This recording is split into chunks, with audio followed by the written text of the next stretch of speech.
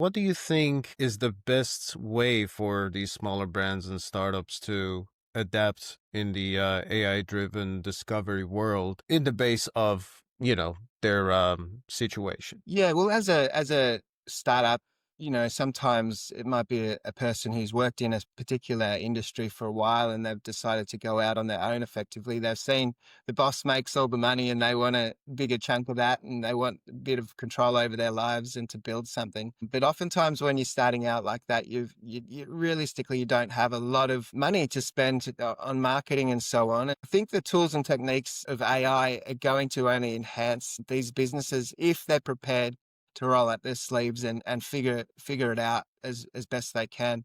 I mean, there's lots of vibe coding on these days, more so for apps and so on, because I mean the web you can do websites vibe coded style of websites, but they're kind of all generic and bland, and they don't really cut it quite yet. But it's perceivable that one day you can create a pretty great website through AI, and maybe you don't need people like me from the technical standpoint as much as you once did when you're starting out and you just need a basic something. But it's the difference between getting expert advice with someone with years of experience who knows what works because they've done it hundreds of times before and they're doing it daily.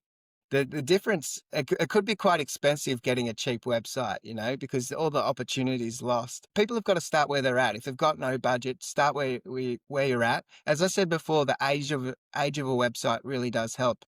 So even if it's not your perfect website, it's better to have a site that's imperfect than to wait forever and think you'll do it in a few years' time. Just build what you can with the budget you've got for now and look to expand upon it, because technology is going to change as well. So realistically, you'll be evolving the site. I would say to start where you're at. Obviously, if you've got budget to spend, it's better to get the experts in. That frees you up to focus on what you do best, the billable hours, if that's the type of business, and the things that only a founder can bring. So that's one of the biggest lessons for every business, is to not get lost in doing all the tasks yourself. Build a team, whether they be employees or outsourced service providers.